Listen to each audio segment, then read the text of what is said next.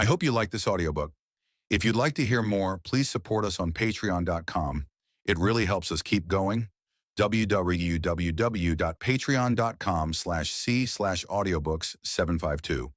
Thank you, and I invite you to listen the other books I have recorded. Also, please subscribe to my channel and activate the notifications so you will be the first to know when we publish a new book.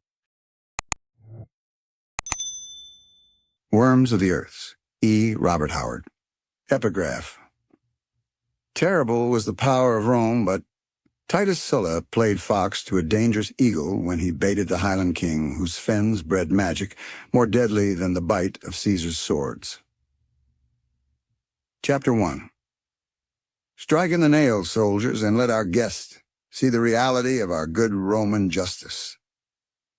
The speaker wrapped his purple cloak closer about his powerful frame and settled back into his official chair, much as he might have settled back in his seat at the Circus Maximus, to enjoy the clash of gladiatorial swords. Realization of power colored his every move. Whetted pride was necessary to Roman satisfaction, and Titus Sulla was justly proud, for he was military governor of Ebbracum and answerable only to the Emperor of Rome. He was a strongly built man of medium height, with the hawk-like features of the purebred Roman. Now a mocking smile curved his full lips, increasing the arrogance of his haughty aspect.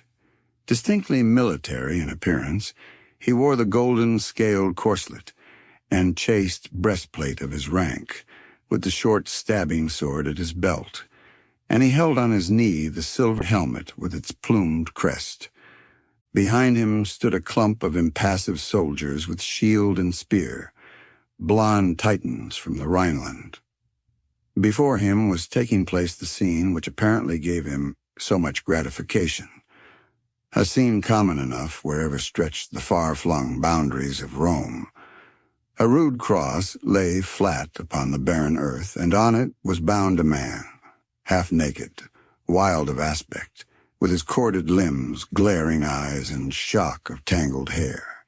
His executioners were Roman soldiers, and with heavy hammers they prepared to pin the victim's hands and feet to the wood with iron spikes. Only a small group of men watched this ghastly scene in the dread place of execution beyond the city walls. The governor and his watchful guards, a few young Roman officers, the man to whom Sulla had referred as guest, and who stood like a bronze image, unspeaking. Beside the gleaming splendor of the Roman, the quiet garb of this man seemed drab, almost somber. He was dark, but did not resemble the Latins around him. There was about him none of the warm, almost oriental sensuality of the Mediterranean, which colored their features. The blond barbarians behind Sulla's chair were less unlike the man in facial outline than were the Romans. Not his were the full curving red lips, nor the rich waving locks suggestive of the Greek, nor was his complexion the rich olive of the south. Rather, it was the bleak darkness of the north. The whole aspect of the man vaguely suggested the shadowed mists, the gloom, the cold, and the icy winds of the naked northern lands. Even his black eyes were savagely cold, like black fires burning through fathoms of ice. His height was only medium, but there was something about him which transcended mere physical bulk, a certain fierce, innate vitality, comparable only to that of a wolf or a panther.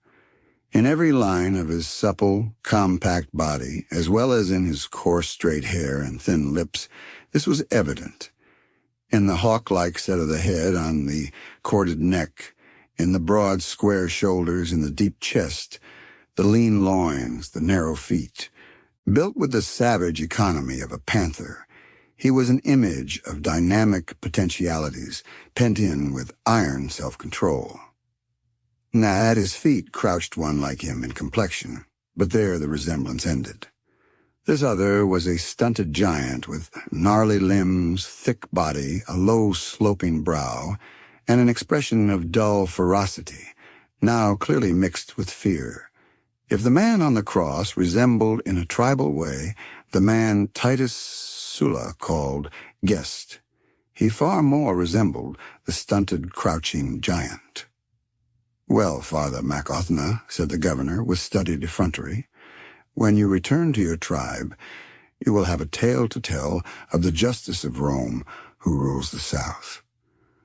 "I will have a tale," answered the other in a voice which betrayed no emotion, just as his dark lace, schooled to immobility, showed no evidence of the maelstrom in his soul. "Justice to all under the rule of Rome," said Sulla. "Pax Romana, reward for virtue, punishment for wrong." He laughed inwardly at his own black hypocrisy, then continued, "You see, emissary of Pictland, how swiftly Rome punishes the transgressor." "I see," answered the Pict, in a voice which strongly curbed anger made deep with menace, "that the subject of a foreign king is dealt with as though he were a Roman slave." "He has been tried and condemned in an unbiased court," retorted Sulla. "Aye, and the accuser was a Roman, the witnesses Romans, and judge Roman. He committed murder? In a moment of fury he struck down a Roman merchant who cheated, tricked and robbed him, and to injury added insult, aye, and a blow. Is his king but a dog that Rome crucifies his subjects at will, condemned by Roman courts? Is his king too weak or foolish to do justice? Were he informed and formal charges brought against the offender?" "Well," said Sulla cynically, "you may inform Bran Mac Morn yourself. Rome, my friend, makes no account of her actions to barbarian kings. When savages come among us, let them act with discretion or suffer the consequences." The Pict shut his iron jaws with a snap that told Sulla further badgering would elicit no reply. The Roman made a gesture to the executioners. One of them seized a spike and, placing it against the thick wrist of the victim, smote heavily. The iron point sank deep through the flesh, crunching against the bones. The lips of the man on the cross writhed, though no moan escaped him. As a trapped wolf fights against his cage, the bound victim instinctively wrenched and struggled. The veins swelled in his temples. Sweat beaded his low forehead. The muscles in arms and legs writhed and knotted. The hammers fell in inexorable strokes, driving the cruel points deeper and deeper through wrists and ankles. Blood flowed in a black river over the hands that held the spikes, staining the wood of the cross, and the splintering of bones was distinctly heard. Yet the sufferer made no outcry, though his blackened lips writhed back until the gums were visible, and his shaggy head jerked involuntarily from side to side. The man called Partha Mac-Othna stood like an iron image, eyes burning from an inscrutable face, his whole body hard as iron from the tension of his control. At his feet crouched his misshapen servant, hiding his face from the grim sight, his arms locked about his master's knees. Those arms gripped like steel, and under his breath the fellow mumbled ceaselessly, as if in invocation. The last stroke fell. The cords were cut from arm and leg so that the man would hang supported by the nails alone. He had ceased his struggling that only twisted the spikes in his agonizing wounds. His bright black eyes, unglazed, had not left the face of the man called Partha Mac-Othna. In them lingered a desperate shadow of hope. Now the soldiers lifted the cross and set the end of it in the hole prepared, stamped the dirt about it to hold it erect. The Pict hung in midair, suspended by the nails in his flesh, but still no sound escaped his lips. His eyes still hung on the somber face of the emissary, but the shadow of hope was fading. "He'll live for days," said Sulla cheerfully. "These Picts are harder than cats to kill. I'll keep a guard of 10 soldiers, watching night and day to see that no one takes him down before he dies. Ho there, Valerius, in honor of our esteemed neighbor, King Bran Mac Morn. Give him a cup of wine." With a laugh, the young officer came forward, holding a brimming wine cup, and, rising on his toes, lifted it to the parched lips of the sufferer. In the black eyes flared a red wave of unquenchable hatred. Writhing his head aside to avoid even touching the cup, he spat full into the young Roman's eyes. With a curse, Valerius dashed the cup to the ground, and before any could halt him, wrenched out his sword and sheathed it in the man's body. Sulla rose with an imperious exclamation of anger. The man called Partha Mac had started violently, but he bit his lip and said nothing. Valerius seemed somewhat surprised at him as he sullenly cleansed his sword. The act had been instinctive, following the insult to Roman pride, the one thing unbearable. "Give up your sword, young sir," exclaimed Sulla. "Centurion Publius, place him under arrest. A few days in a cell with stale bread and water will teach you to curb your patrician pride in matters dealing with the will of the empire. What, you young fool, do you not realize that you could not have made the dog a more kindly gift? Who would not rather desire quick death on the sword than the slow agony on the cross? Take him away. And you, centurion, see that the guards remain at the cross, so that the body is not cut down until the ravens pick bare the bones. Partha Mac I go to a banquet at the house of Demetrius. Will you not accompany me?" Chapter 2. The emissary shook his head, his eyes fixed on the limp form which sagged on the black-stained cross. He made no reply. Sulla smiled sardonically, then rose and strode away, followed by his secretary, who bore the gilded chair ceremoniously, and by the stolid soldiers, with whom walked Valerius, head sunken. The man called Partha Mac flung a wide fold of his cloak about his shoulders, halted a moment to gaze at the grim cross with its burden, darkly etched against the crimson sky where the clouds of night were gathering. Then he stalked away, followed by his silent servant.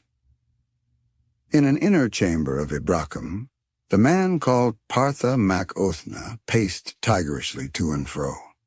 His sandaled feet made no sound on the marble tiles. "Gram?" He turned to the gnarled servant. "Well, I know why you held my knees so tightly, why you muttered aid of the moon woman. You feared I would lose my self-control and make a mad attempt to succor that poor wretch.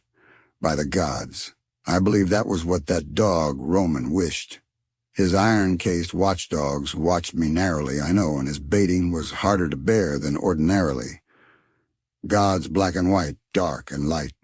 He shook his clenched fists above his head in the black gust of his passion. "That I should stand by and see a man of mine butchered on a Roman cross, without justice, and with no more trial than that farce. Black gods of Rhineland, even you would I invoke, to the ruin and destruction of those butchers. I swear by the nameless ones, men shall die howling for that deed, and Rome shall cry out as a woman in the dark who treads upon an adder." "He knew you, master," said Grom. The other dropped his head and covered his eyes with a gesture of savage pain. "His eyes will haunt me when I lie dying.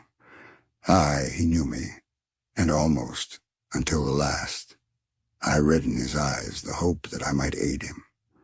Gods and devils, is Rome to butcher my people beneath my very eyes? Then I am not king, but dog." "Not so loud, in the name of all the gods," exclaimed Grom in affright. "Did these Romans suspect you were Bran Mac Morn, they would nail you on a cross beside that other." "They will know it ere long," grimly answered the king. "Too long I have lingered here in the guise of an emissary spying upon mine enemies. They have thought to play with me, these Romans, masking their contempt and scorn only under polished satire. Rome is courteous to barbarian ambassadors. They give us fine houses to live in, offer us slaves, pander to our pleasure with women, and gold, and wine, and games. But all the while they laugh at us. Their very courtesy is an insult, and sometimes, as today, their contempt discards all veneer. Bah! I've seen through their baitings, have remained imperturbably serene, and swallowed their studied insults. But this, by the fiends of hell, This is beyond human endurance.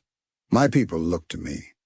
If I fail them, if I fail even one, even the lowest of my people, who will aid them? To whom shall they turn? By the gods, I'll answer the jibes of these Roman dogs with black shaft and trenchant steel. And the chief with the plumes? Grom meant the governor, and his gutturals thrummed with the bloodlust. He dies? He flicked out a length of steel. Bran scowled. Easier said than done. He dies. But how may I reach him? By day his German guards keep at his back. By night they stand at door and window. He has many enemies, Romans as well as barbarians. Many a Briton would gladly slit his throat. Grom seized Bran's garment, stammering as fierce eagerness broke the bonds of his inarticulate nature. "Let me go, master. My life is worth nothing. I will cut him down in the midst of his warriors." Bran smiled fiercely and clapped his hand on the stunted giant's shoulder with a force that would have felled a lesser man. "Nay, old war dog, I have too much need of thee. You shall not throw your life away uselessly. Sulla would read the intent in your eyes. Besides, the javelins of his Teutons would be through you ere you could reach him. Not by dagger in the dark will we strike this Roman, not by the venom in the cup, nor the shaft from the ambush." The king turned and paced the floor a moment, his head bent in thought. Slowly his eyes grew murky with a thought so fearful he did not speak it aloud to the waiting warrior. "I have become somewhat familiar with the maze of Roman politics during my stay in this accursed waste of mud and marble," said he. "During a war on the wall, Titus Sulla, as governor of this province, is supposed to hasten thither with his centurions. But this Sulla does not do. He is no coward, but the bravest avoid certain things, to each man, however bold, his own particular fear. So he sends in his place Caius Camillus, who in times of peace patrols the fens of the west, lest the Britons break over the border, and Sulla takes his place in the Tower of Trajan." He whirled and gripped Grom with steely fingers. "Grom, take the red stallion and ride north. Let no grass grow under the stallion's hoofs. Ride to Cormac na Connaught, and tell him to sweep the frontier with sword and torch. Let his wild gales feast their fill of slaughter. After time, I will be with him. But for a time, I have affairs in the west." Grom's black eyes gleamed, and he made a passionate gesture with his crooked hand, an instinctive move of savagery. Bran drew a heavy bronze seal from beneath his tunic. "This is my safe conduct as an emissary to Roman courts," he said grimly. "It will open all gates between this house and Baldur. If any official questions you too closely, here." Lifting the lid of an iron-bound chest, Bran took out a small, heavy leather bag which he gave into the hands of the warrior. "When all keys fail at a gate," said he, "try a golden key. Go now." There were no ceremonious farewells between the barbarian king and his barbarian vassal. Grom flung up his arm in a gesture of salute. Then turning, he hurried out. Bran stepped to a barred window and gazed out into the moonlit streets. "Wait until the moon sets," he muttered grimly. "Then I'll take the road to hell. But before I go, I have a debt to pay." The stealthy clink of a hoof on the flags reached him. "With the safe conduct and gold, not even Rome can hold a Pictish reaver," muttered the king. "Now I'll sleep until the moon sets." With a snarl at the marble frieze-work and fluted columns, as symbols of Rome, he flung himself down on a couch, from which he had long impatiently torn the cushions and silk stuffs, as too soft for his hard body. Hate and the black passion of vengeance seethed in him, yet he went instantly to sleep. The first lesson he had learned in his bitter, hard life was to snatch sleep any time he could, like a wolf that snatches sleep on the hunting trail. Generally his slumber was as light and dreamless as a panther's, but tonight it was otherwise. He sank into fleecy gray fathoms of slumber, and in a timeless, misty realm of shadows he met the tall, lean, white-bearded figure of old Gunnar, the priest of the moon, high counselor to the king, and Bran stood aghast, for Gunnar's face was as white as driven snow, and he shook as with ague. Well might Bran stand appalled, for in all the years of his life he had never before seen Gunnar the Wise show any sign of fear. "What now, old one?" asked the king. "Goes all well in Baldor?" "All is well in Baldor, where my body lies sleeping," answered old Gunnar. "Across the void I have come to battle with you for your soul. King, are you mad? This thought you have thought in your brain?" "Gunnar," answered Bran somberly, "this day I stood still and watched a man of mine die on the cross of Rome. What his name or his rank, I do not know. I do not care. He might have been a faithful, unknown warrior of mine. He might have been an outlaw. I only know that he was mine." The first scents he knew were the scents of the heather. The first light he saw was the sunrise on the Pictish hills. He belonged to me, not to Rome. If punishment was just, then none but I should have dealt it. If he were to be tried, none but I should have been his judge. The same blood in our veins, and the same fire maddened our brains. In infancy we listened to the same old tales, and in youth we sang the same old songs. He was bound to my heartstrings, as every man and every woman and every child of Pickland is bound. It was mine to protect him. Now it is mine to avenge him. "But in the name of the gods, Bran," expostulated the wizard, "take your vengeance in another way. Return to the heather, mass your warriors, join with Cormac and his Gaels, and spread a sea of blood and flame the length of the great wall." "All that I will do," grimly answered Bran. "But now, I will have vengeance such as no Roman ever dreamed of. What do they know of the mysteries of this ancient isle, which sheltered strange life long before Rome rose from the marshes of the Tiber?" "Bran, there! Are weapons too foul to use, even against Rome?" Bran barked short and sharp as a jackal. "Ha! There are no weapons I would not use against Rome. My back is at the wall. By the blood of the fiends, has Rome fought me fair? Bah! I am a barbarian king with a wolfskin mantle and an iron crown, fighting with my handful of bows and broken pikes against the queen of the world. What have I? The heather hills, the wattle huts, the spears of my shock-headed tribesmen. And I fight Rome, with her armored legions, her broad, fertile plains and rich seas, her mountains and her rivers and her gleaming cities, her wealth, her steel, her gold, her mastery and her wrath.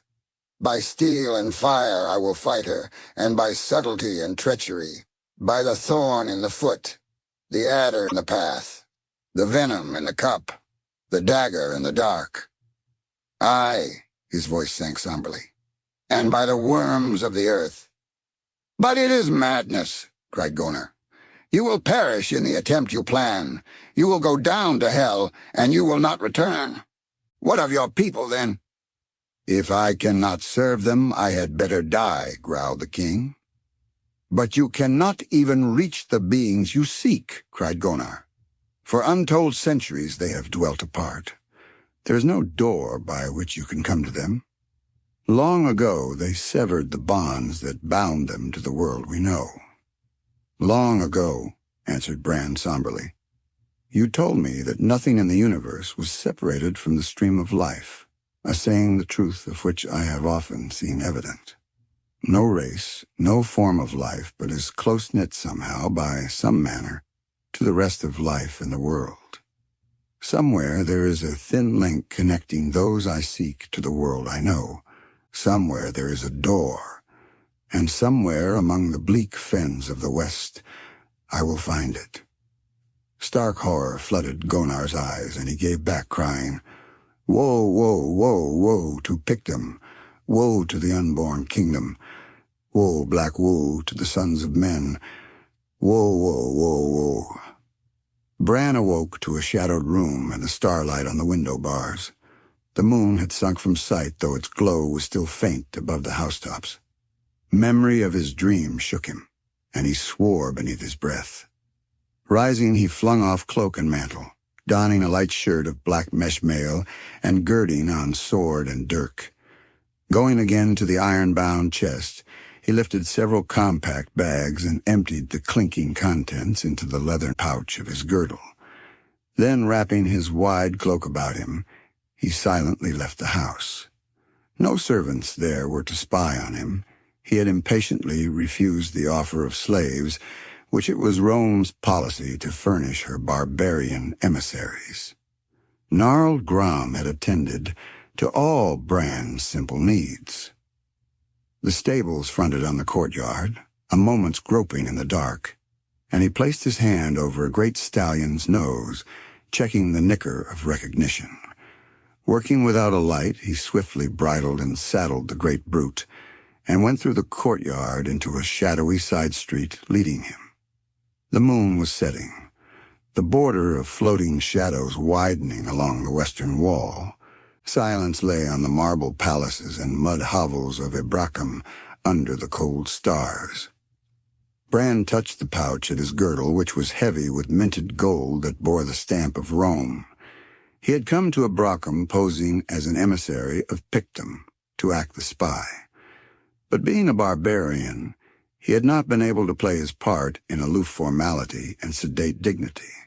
He retained a crowded memory of wild feasts where wine flowed in fountains, of white-bosomed Roman women who, sated with civilized lovers, looked with something more than favor on a virile barbarian, of gladiatorial games, and of other games where dice clicked and spun, and tall stacks of gold changed hands. He had drunk deeply and gambled recklessly, after the manner of barbarians, and he had had a remarkable run of luck, due possibly to the indifference with which he won or lost. Gold to the picked was so much dust, flowing through his fingers. In his land there was no need of it, but he had learned its power in the boundaries of civilization. Almost under the shadow of the northwestern wall, he saw ahead of him loomed the great watchtower which was connected with and reared above the outer wall. One corner of the castle-like fortress, farthest from the wall, served as a dungeon. Bran left his horse standing in a dark alley, with the reins hanging on the ground, and stole like a prowling wolf into the shadows of the fortress. The young officer, Valerius, was awakened from a light, unquiet sleep by a stealthy sound at the barred window. He sat up, cursing softly under his breath as the faint starlight, which etched the window bars, fell across the bare stone floor and reminded him of his disgrace.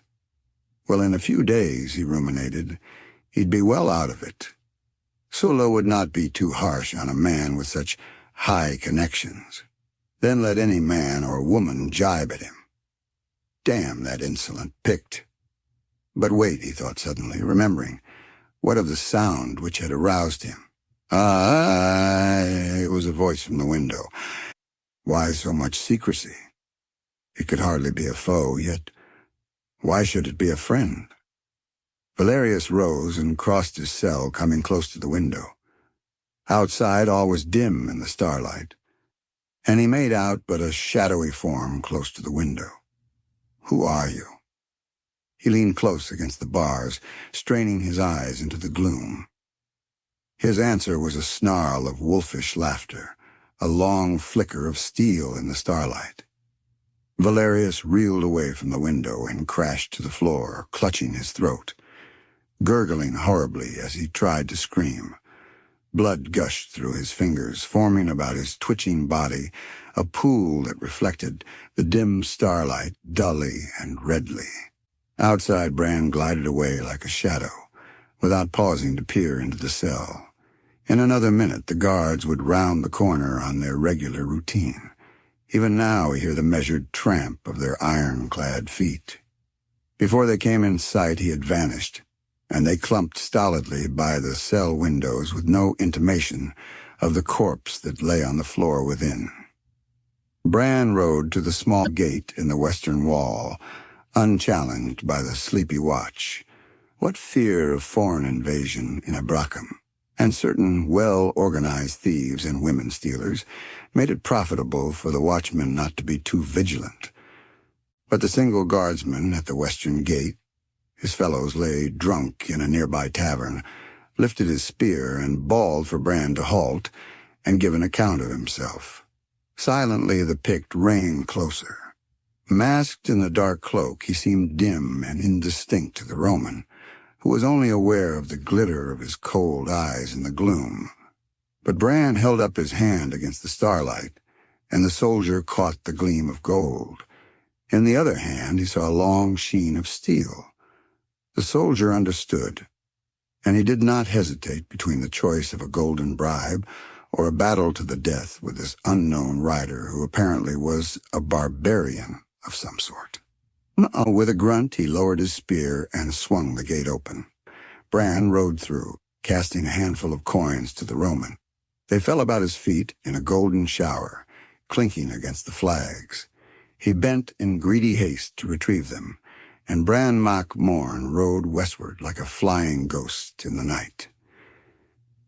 Into the dim fens of the west came Bran Mac Morn. A cold wind breathed across the gloomy wasteland. Against the gray sky a few herons flapped heavily.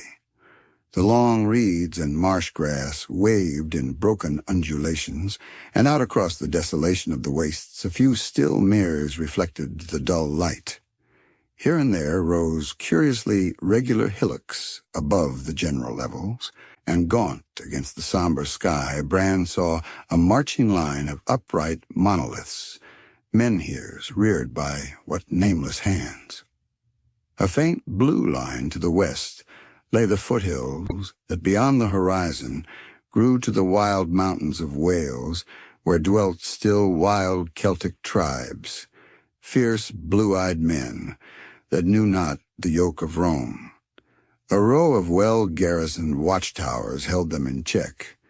Even now, far away across the moors, Bran glimpsed the unassailable keep men called the Tower of Trajan. These barren wastes seemed the dreary accomplishment of desolation, yet human life was not utterly lacking. Bran met the silent men of the fen, reticent, dark of eye and hair, speaking a strange mixed tongue whose long-blended elements had forgotten their pristine separated sources. Bran recognized a certain kinship in these people to himself, but he looked on them with the scorn of a pure-blooded patrician for men of mixed strains.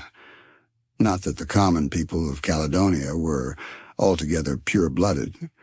They got their stocky bodies and massive limbs from a primitive Teutonic race, which had found its way into the northern tip of the isle even before the Celtic conquest of Britain was completed, and had been absorbed by the Picts.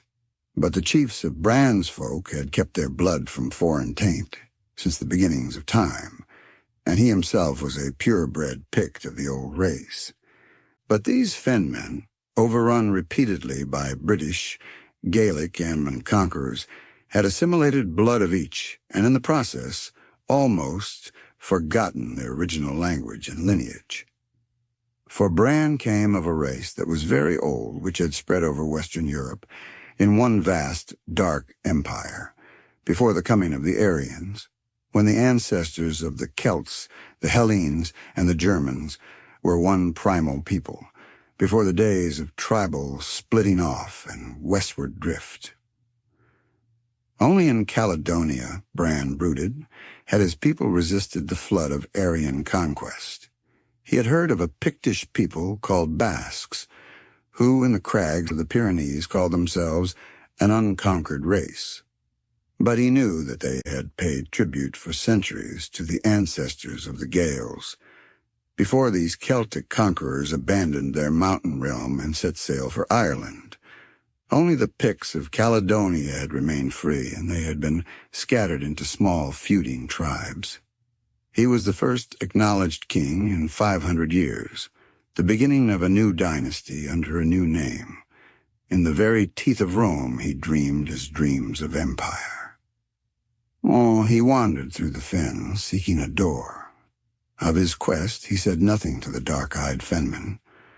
They told him news that drifted from mouth to mouth. A tale of war in the north, the skirl of war pipes along the winding wall, of gathering fires in the heather, of flame and smoke and rapine, and the glutting of Gaelic swords in the crimson sea of slaughter.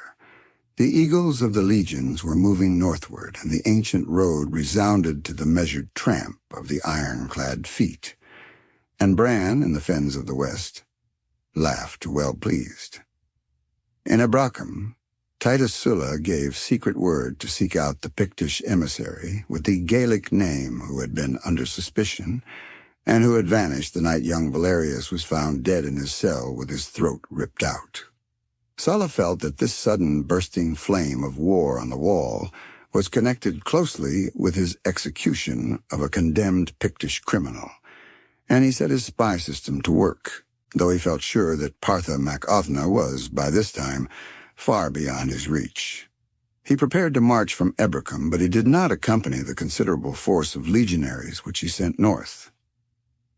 Sulla was a brave man, but each man has his own dread, and Sulla's was Cormac na Connaught, the black-haired prince of the Gauls who had sworn to cut out the governor's heart and eat it raw. So Sulla rode with his ever-present bodyguard westward, where lay the Tower of Trajan with its warlike commander, Caius Camillus, who enjoyed nothing more than taking his superior's place when the red waves of war washed at the foot of the wall. Devious politics, but the legate of Rome seldom visited this far isle, and what with his wealth and intrigues, Titus Sulla was the highest power in Britain. And Bran, knowing all this, patiently waited his coming in the deserted hut in which he had taken up his abode. One gray evening he strode on foot across the moors, a stark figure, blackly etched against the dim crimson fire of the sunset. He felt the incredible antiquity of the slumbering land as he walked like the last man on the day after the end of the world.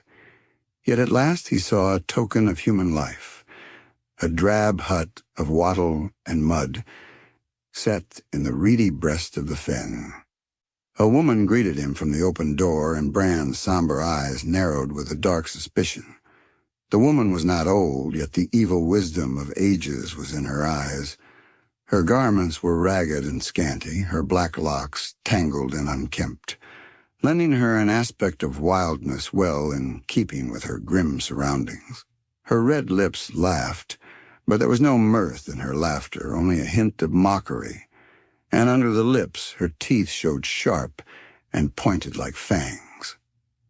"Enter, master," said she, "if you do not fear to share the roof of the witch-woman of Dagon Moor." Bran entered silently and sat himself down on a broken bench while the woman busied herself with the scanty meal cooking over an open fire on the squalid hearth. He studied her lithe, almost serpentine motions, the ears which were almost pointed, the yellow eyes which slanted curiously. "What do you seek in the fens, my lord?" she asked, turning toward him with a supple twist of her whole body. "I seek a door," he answered, chin resting on his fist. "I have a song to sing to the worms of the earth." She started upright, a jar falling from her hands to shatter on the hearth. "This is an ill saying, even spoken in chance," she stammered.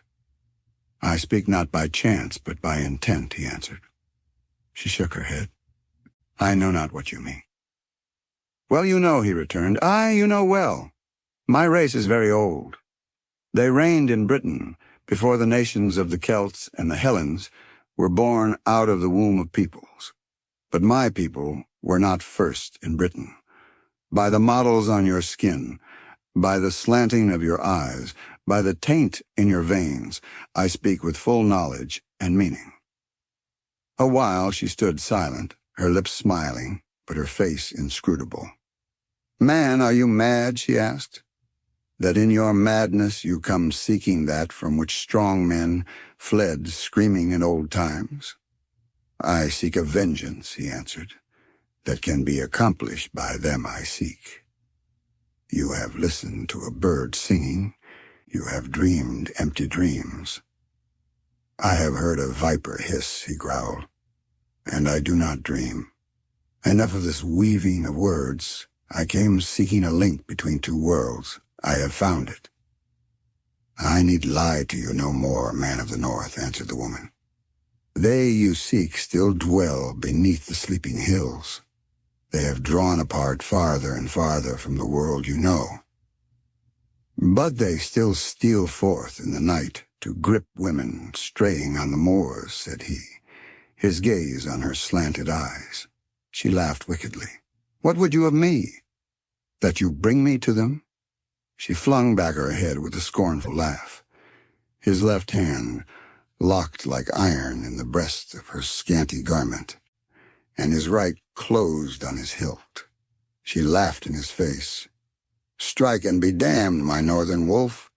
Do you think that such life as mine is so sweet that I could cling to it as a babe to the breast?" His hand fell away. "You are right. Threats are foolish. I will buy your aid." "How?" The laughing voice hummed with mockery. Bran opened his pouch and poured into his cupped palm a stream of gold. "More wealth than the men of the fen ever dreamed of." Again she laughed. "What is this rusty metal to me? Save it for some white-breasted Roman woman who will play the traitor for you." "Name me a price," he urged. "The head of an enemy. By the blood in my veins, with its heritage of ancient hate, who is mine enemy but thee?"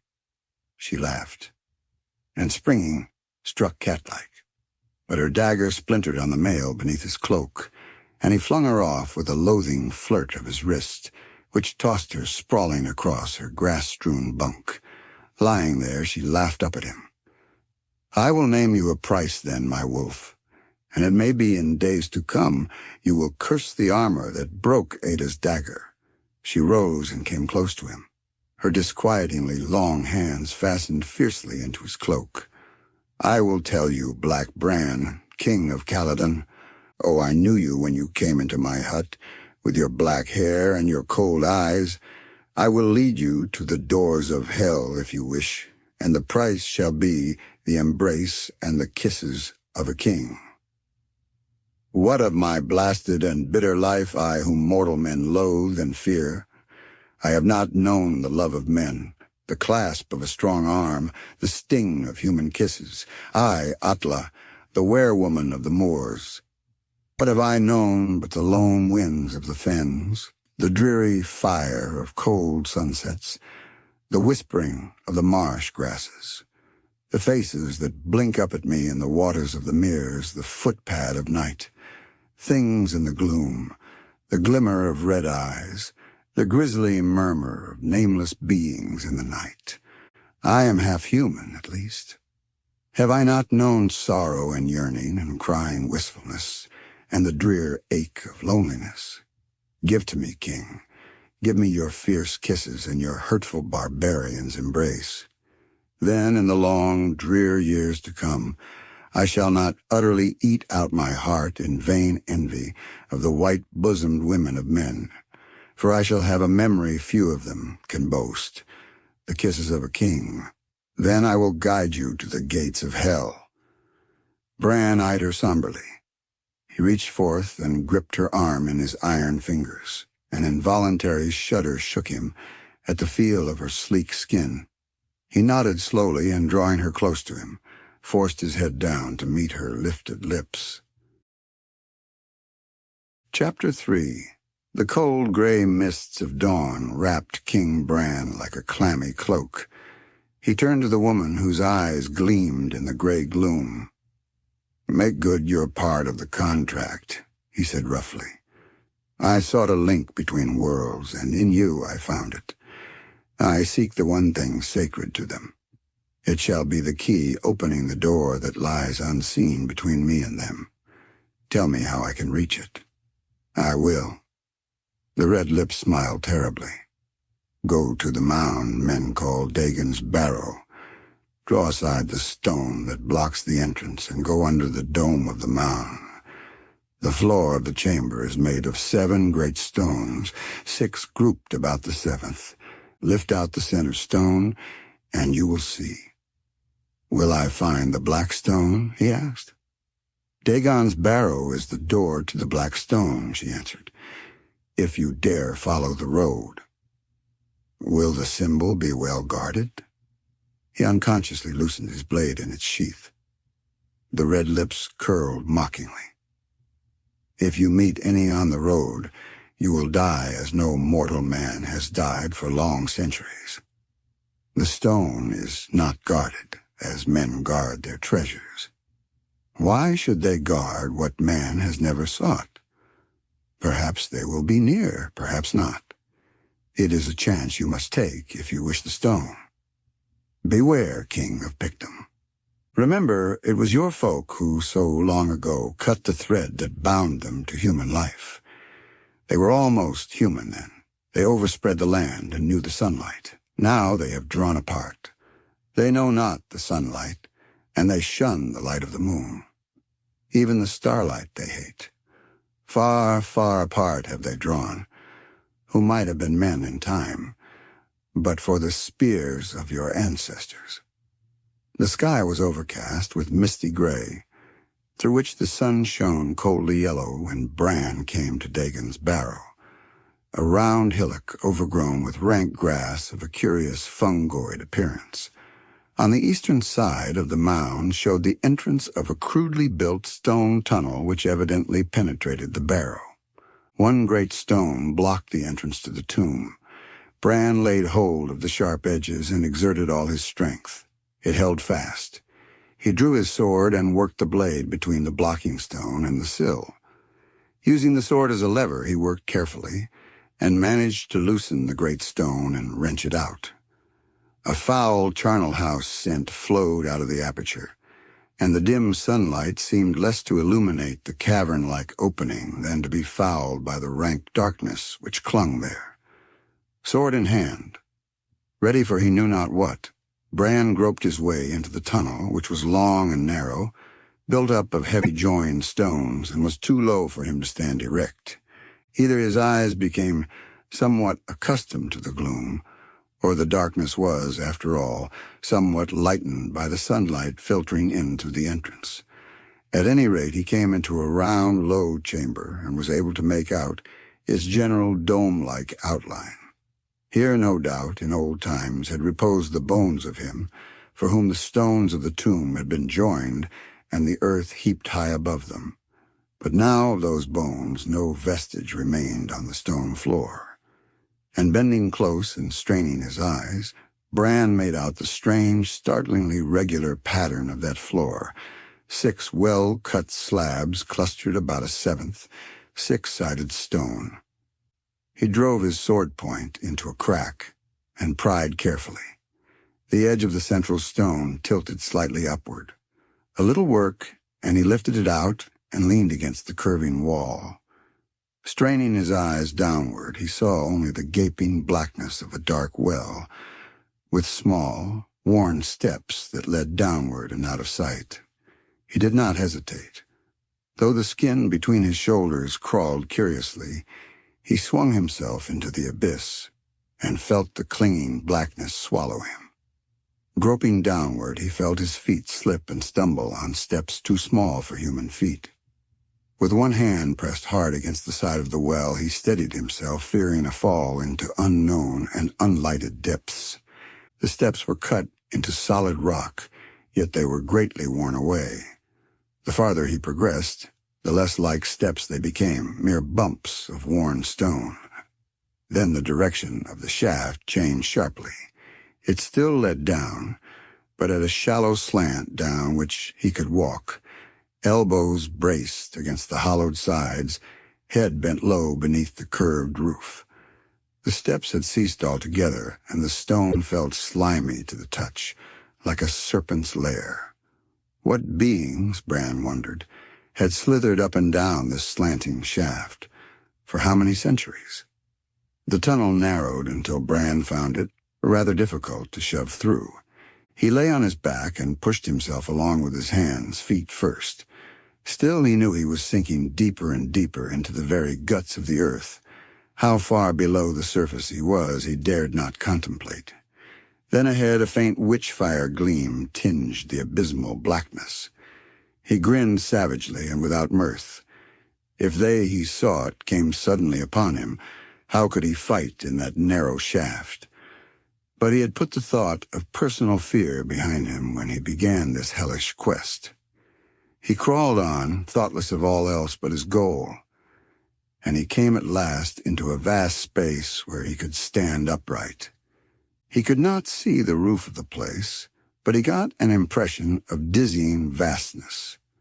The blackness pressed in on all sides, and behind him he could see the entrance to the shaft from which he had just emerged, a black well in the darkness.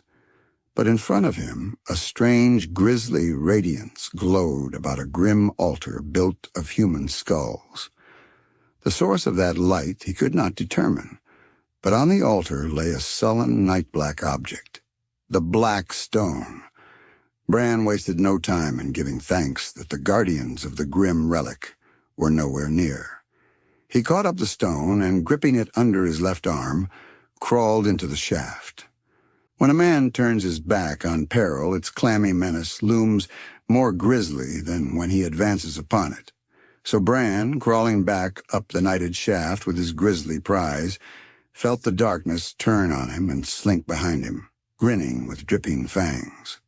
Clammy sweat beaded his flesh, and he hastened to the best of his ability, ears strained for some stealthy sound to betray that fell shapes were at his heels.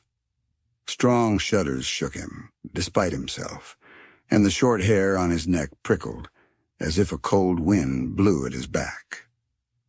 When he reached the first of the tiny steps, he felt as if he had attained to the outer boundaries of the mortal world. Up them he went, stumbling and slipping, and with a deep gasp of relief came out into the tomb, whose spectral grayness seemed like the blaze of noon in comparison to the Stygian depths he had just traversed. He replaced the central stone and strode into the light of the outer day, and never was the cold yellow light of the sun more grateful, as it dispelled the shadows of black-winged nightmares of fear and madness that seemed to have ridden him up out of the black deeps. He shoved the great blocking stone back into place, and picking up the cloak he had left at the mouth of the tomb, he wrapped it about the black stone and hurried away, a strong revulsion and loathing shaking his soul and lending wings to his strides. A gray silence brooded over the land. It was desolate as the blind side of the moon, yet Bran felt the potentialities of life under his feet in the brown earth, sleeping but how soon to waken, and in what horrific fashion. He came through the tall masking reeds to the still deep men called Dagon's Mere. No slightest ripple ruffled the cold blue water to give evidence of the grisly monster legend said dwelt beneath. Bran closely scanned the breathless landscape. He saw no hint of life, human or unhuman. He sought the instincts of his savage soul to know if any unseen eyes fixed their lethal gaze upon him, and found no response. He was alone, as if he were the last man alive on earth. Swiftly he unwrapped the black stone, and as it lay in his hands like a solid, sullen block of darkness, he did not seek to learn the secret of its material nor scan the cryptic characters carved thereon. Weighing it in his hands and calculating the distance, he flung it far out so that it fell almost exactly in the middle of the lake. A sullen splash, and the waters closed over it. There was a moment of shimmering flashes on the bosom of the lake. Then the blue surface stretched placid and unrippled again. Chapter 4. The werewoman turned swiftly as Bran approached her door. Her slant eyes widened. You, and alive, and sane? I have been into hell, and I have returned, he growled. What is more, I have that which I sought. The black stone? She cried. You really dared steal it? Where is it? No matter. But last night my stallion screamed in his stall, and I heard something crunch beneath his thundering hoofs, which was not the wall of the stable. And there was blood on his hoofs when I came to see, and blood on the floor of the stall. And I have heard stealthy sounds in the night, and noises beneath my dirt floor, as if worms burrowed deep in the earth. They know I have stolen their stone. Have you betrayed me? She shook her head. I keep your secret. They do not need my word to know you. The farther they have retreated from the world of men, the greater have grown their powers in other uncanny ways. Some dawn your hut will stand empty, and if men dare investigate, they will find nothing except crumbling bits of earth on the dirt floor. Bran smiled terribly.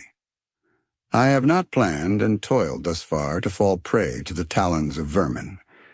If they strike me down in the night, they will never know what became of their idol, or whatever it be to them. I would speak with them. Dare you come with me and meet them in the night? She asked. Thunder of all gods, he snarled. Who are you to ask me if I dare? Lead me to them and let me bargain for a vengeance this night. The hour of retribution draws nigh. This day I saw silvered helmets and bright shields gleam across the fens. The new commander has arrived at the Tower of Trajan, and Caius Camillus has marched to the wall. That night the king went across the dark desolation of the moors with the silent werewoman. The night was thick and still as if the land lay in ancient slumber. The stars blinked vaguely, mere points of red struggling through the unbreathing gloom. Their gleam was dimmer than the glitter in the eyes of the woman who glided beside the king. Strange thoughts shook Bran, vague, titanic, primeval.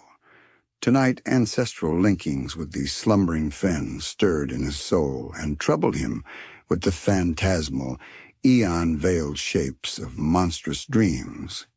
The vast age of his race was borne upon him, where now he walked an outlaw and an alien.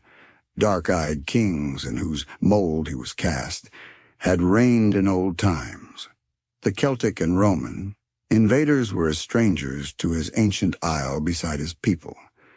Yet his race likewise had been invaders, and there was an older race than his, a race whose beginnings lay lost and hidden, back beyond the dark oblivion of antiquity.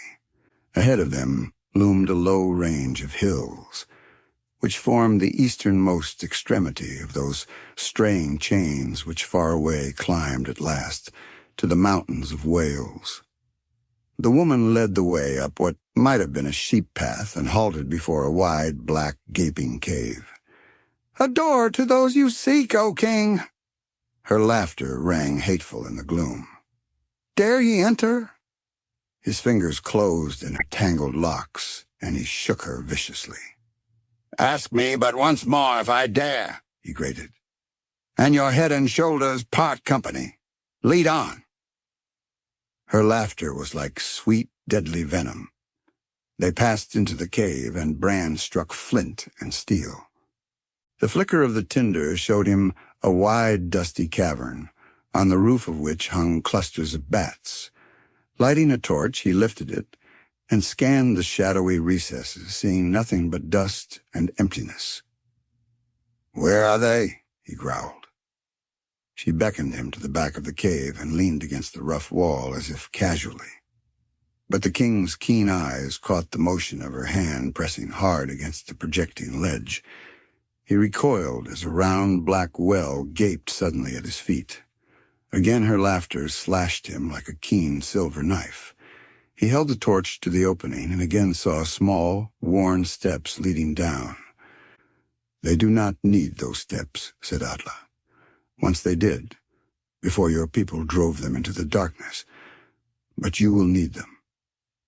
She thrust the torch into a niche above the well, It shed a faint red light into the darkness below. She gestured into the well, and Bran loosened his sword and stepped into the shaft. As he went down into the mystery of the darkness, the light was blotted out above him, and he thought for an instant Atla had covered the opening again. Then he realized that she was descending after him. The descent was not a long one. Abruptly, Bran felt his feet on a solid floor. Atla swung down beside him and stood in the dim circle of light that drifted down the shaft. Bran could not see the limits of the place into which he had come. "Many caves in these hills," said Atla, her voice sounding small and strangely brittle in the vastness, "are but doors to the greater caves which lie beneath." And now Bran was aware of movement in the gloom. The darkness was filled with stealthy noises not like those made by any human foot. Abruptly, sparks began to flash and float in the blackness, like flickering fireflies. Closer they came until they girdled him in a wide half-moon. And beyond the ring gleamed other sparks, a solid sea of them, fading away in the gloom until the farthest were mere tiny pinpoints of light. And Bran knew they were the slanted eyes of the beings who had come upon him in such numbers that his brain reeled at the contemplation and at the vastness of the cavern. Now that he faced his ancient foes, Bran knew no fear. He felt the waves of terrible menace emanating from them, the grisly hate, the inhuman threat to body, mind, and soul. More than a member of a less ancient race, he realized the horror of his position, but he did not fear. "They know you have the stone, O king," said Atla. And though he knew she feared, and though he felt her physical efforts to control her trembling limbs, there was no quiver of fright in her voice. "You are in deadly peril. They know your breed of old. Oh, they remember the days when their ancestors were men. I cannot save you. Both of us will die as no human has died for 10 centuries. Speak to them, if you will. They can understand your speech, though you do not understand theirs." Bran laughed, and the closing ring of fire shrank back at the savagery in his laughter. Drawing his sword with a soul-chilling rasp of steel, he set his back against what he hoped was a solid stone wall. Facing the glittering eyes with his sword gripped in his right hand and his dirk in his left, he laughed. "I," he growled, "I am a Pict, a son of those warriors who drove your brutish ancestors before them like chaff before the storm, who flooded the land with your blood and heaped high your skulls for a sacrifice to the Moon Woman. You who fled of old before my race, dare ye now snarl at your master? Roll on me like a flood now if you dare. Before your viper fangs drink my life, I will reap your multitudes like ripened barley. Of your severed heads will I build a tower, and of your mangled corpses will I rear up a wall. Dogs of the dark, vermin of hell, worms of the earth, rush in and try my steel. When death finds me in this dark cavern, your living will howl for the scores of your dead, and your black stone will be lost to you forever. For only I know where it is hidden, and not all the tortures of all the hells can wring the secret from my lips." Then followed a tense silence. Bran faced the fire-lit darkness, tense like a wolf at bay, waiting the charge. At his side the woman cowered, her eyes ablaze. Then from the silent ring that hovered beyond the dim torchlight rose a vague, abhorrent murmur. Bran, prepared as he was for anything, started. Gods, was that the speech of creatures which had once been called men?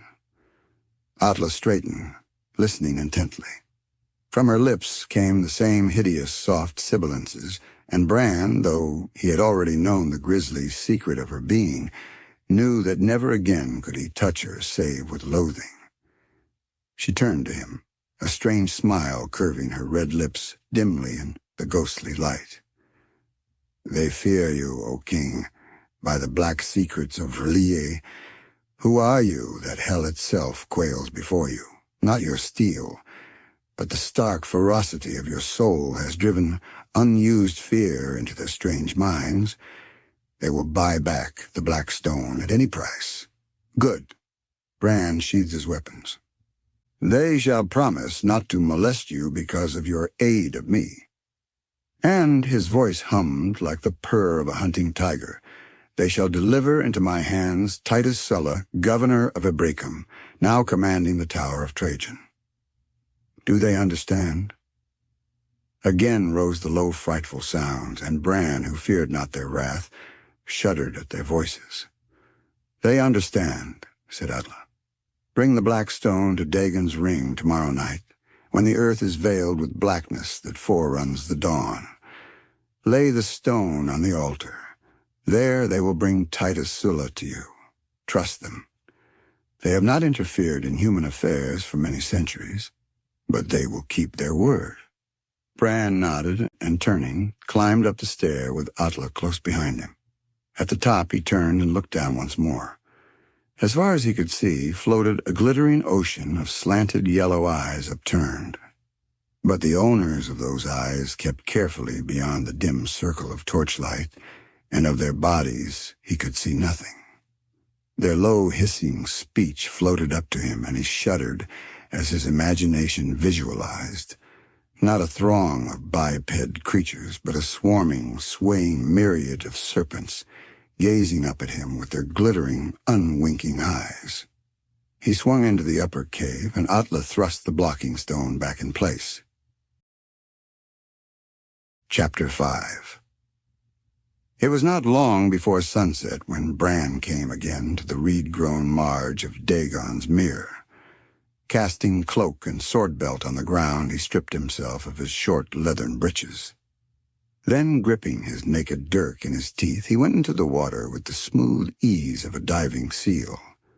Swimming strongly, he gained the center of the small lake and drove himself downward.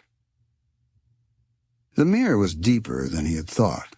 It seemed he would never reach the bottom, and when he did, his groping hands failed to find what he sought. A roaring in his ears warned him, and he swam to the surface. Gulping deep of the refreshing air, he dived again, and again his quest was fruitless.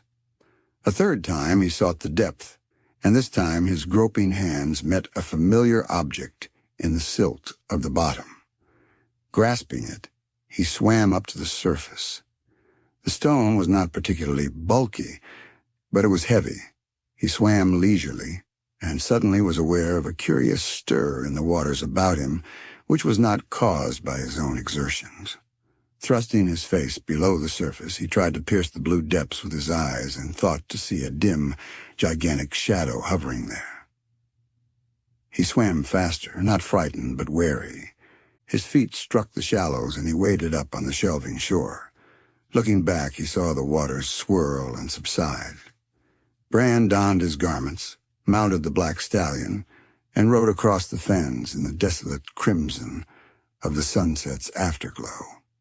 With the black stone wrapped in his cloak, he rode not to his hut, but to the west, in the direction of the Tower of Trajan and the ring of Dagon. As he covered the miles that lay between, the red stars winked out.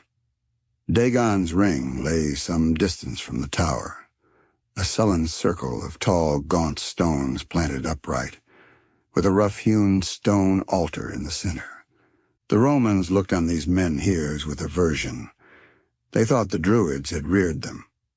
But the Celts supposed Bran's people, the Picts, had planted them. And Bran well knew what hands reared those grim monoliths in lost ages, though for what reasons he but dimly guessed. The king did not ride straight to the ring. He was consumed with curiosity as to how his grim allies intended carrying out their promise. That they could snatch Titus Sulla from the very midst of his men, he felt sure, and he believed he knew how they would do it. He felt the gnawings of a strange misgiving, as if he had tampered with powers of unknown breadth and depth, and had loosed forces which he could not control. Each time he remembered that reptilian murmur, those slanted eyes of the night before, a cold breath passed over him. They had been abhorrent enough when his people drove them into the caverns under the hills ages ago. What had long centuries of retrogression made of them in their nighted, subterranean life? Had they retained any of the attributes of humanity at all? Some instinct prompted him to ride toward the tower.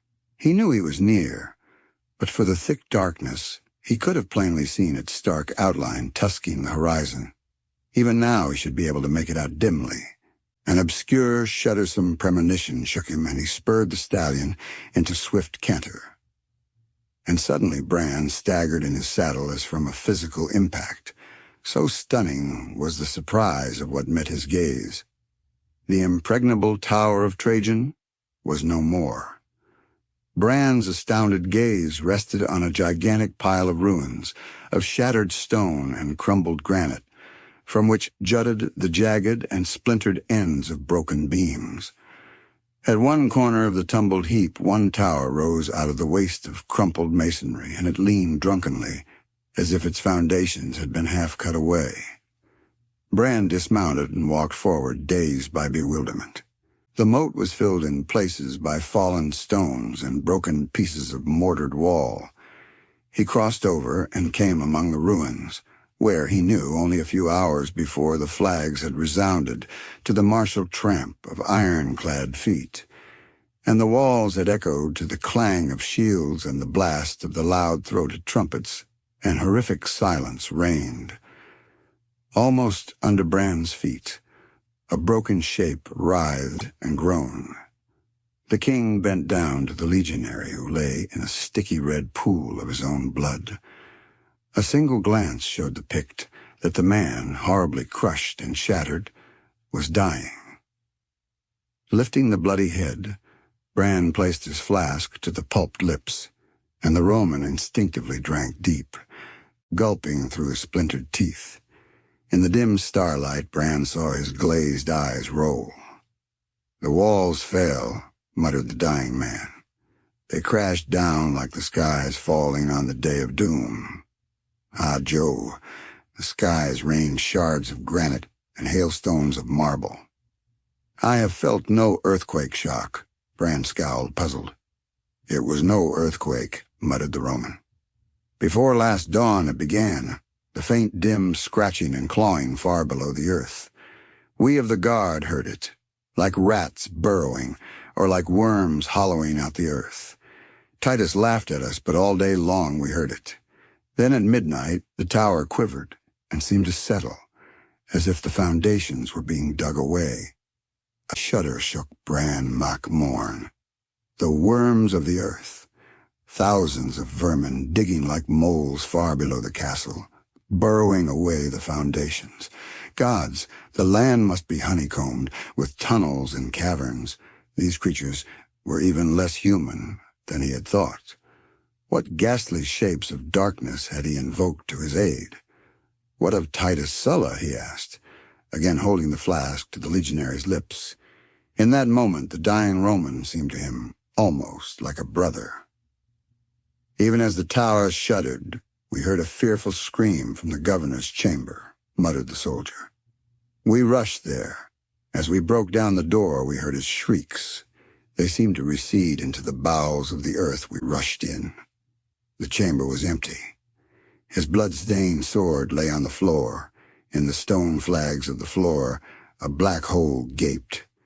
Then the towers reeled. The roof broke through a storm of crashing walls. I crawled. A strong convulsion shook the broken figure. "Lay me down, friend," whispered the Roman. "I die." He had ceased to breathe before Bran could comply. The Pict rose, mechanically cleansing his hands. He hastened from the spot, and as he galloped over the darkened fens, the weight of the accursed black stone under his cloak was as the weight of a foul nightmare on a mortal breast. As he approached the ring, he saw an eerie glow within, so that the gaunt stone stood etched like the ribs of a skeleton in which a witch fire burns. The stallion snorted and reared as Bran tied him to one of the menhirs. Carrying the stone, he strode into the grisly circle and saw Atla standing beside the altar, one hand on her hip, her sinuous body swaying in a serpentine manner. The altar glowed all over with ghastly light, and Bran knew someone, probably Atla, had rubbed it with phosphorus from some dank swamp or quagmire. He strode forward and, whipping his cloak from about the stone, flung the accursed thing onto the altar. "I have fulfilled my part of the contract," he growled. "And theirs," she retorted. "Look, they come!" He wheeled, his hand instinctively dropping to his sword.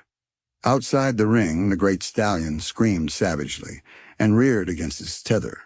The night wind moaned through the waving grass, and an abhorrent soft hissing mingled with it. Between the menhirs flowed a dark tide of shadows, unstable and chaotic. The ring filled with glittering eyes which hovered beyond the dim, elusive circle of illumination cast by the phosphorescent altar. Somewhere in the darkness a human voice tittered and gibbered idiotically. Bran stiffened, the shadows of a horror clawing at his soul. He strained his eyes, trying to make out the shapes of those who ringed him, but he glimpsed only billowing masses of shadow which heaved and writhed and squirmed with almost fluid consistency. "Let them make good their bargain," he exclaimed angrily. "Then see, O king," cried Atla in a voice of piercing mockery. There was a stir, a seething in the writhing shadows, and from the darkness crept, like a four-legged animal, a human shape that fell down and groveled at Bran's feet, and writhed and mowed, and lifting a death's head, howled like a dying dog. In the ghastly light, Bran, soul-shaken, saw the blank glassy eyes, the bloodless features, the loose, writhing, froth-covered lips of sheer lunacy. Gods! Was this Titus Sulla, the proud lord of life and death, in Ebbracum's proud city? Bran bared his sword. "I had thought to give this stroke in vengeance," he said somberly. "I give it in mercy vale, Caesar." The steel flashed in the eerie light, and Sulla's head rolled to the foot of the glowing altar, where it lay staring up at the shadowed sky. "They harmed him not." Atla's hateful laugh slashed the sick silence. "It was what he saw and came to know that broke his brain. Like all his heavy-footed race, he knew nothing of the secrets of this ancient land. This night he has been dragged through the deepest pits of hell. Well for the Romans that they know not the secrets of this accursed land," Bran roared, maddened, "with its monster-haunted mirrors, its foul witch-women, and its lost caverns and subterranean realms where spawn in the darkness shapes of hell. Are they more foul than a mortal who seeks their aid?" cried Atla with a shriek of fearful mirth. "Give them their black stone!" A cataclysmic loathing shook Bran's soul with red fury. "Aye, take your cursed stone!" he roared, snatching it from the altar and dashing it among the shadows with such savagery that bones snapped under its impact. A hurried babble of grisly tongues rose, and the shadows heaved in turmoil.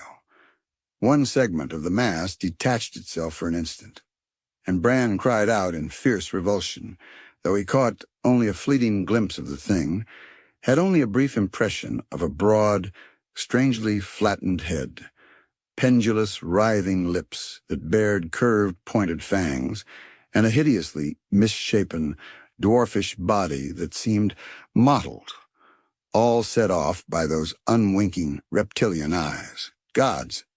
The myths had prepared him for horror in human aspect, horror induced by bestial visage and stunted deformity. But this was the horror of nightmare and the night. "Go back to hell and take your idol with you," he yelled, brandishing his clenched fist to the skies as the thick shadows receded, flowing back and away from him like the foul waters of some black hood. "Your ancestors were men, though strange and monstrous, but gods ye have become in ghastly fact, what my people called ye in scorn. Worms of the earth, back into your holes and burrows, ye foul the air, and leave on the clean earth the slime of the serpents ye have become. Gonar was right. There are shapes too foul to use even against Rome. He sprang from the ring as a man flees the touch of a coiling snake, and tore the stallion free. At his elbow, Atla was shrieking with fearful laughter. All human attributes dropped from her like a cloak in the night. "King of Pictland," she cried. "King of fools! Do you blench at so small a thing? Stay and let me show you real fruits of the pits! Ha ha ha! Run, fool, run! But you are stained with the taint. You have called them forth, and they will remember, and in their own time they will come to you again." He yelled a wordless curse and struck her savagely in the mouth with his open hand. She staggered, blood starting from her lips, but her fiendish laughter only rose higher. Bran leaped into the saddle, wild for the clean heather and the cold blue hills of the north, where he could plunge his sword into the clean slaughter and his sickened soul into the red maelstrom of battle, and forget the horror which lurked below the fens of the west. He gave the frantic stallion the rein and rode through the night like a hunted ghost, till the hellish laughter of the werewoman died out in the darkness behind.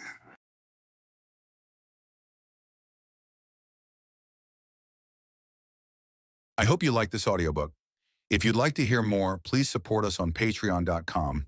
It really helps us keep going. www.patreon.com/c/audiobooks752. Thank you, and I invite you to listen the other books I have recorded. Also, please subscribe to my channel and activate the notifications so you will be the first to know when we publish a new book.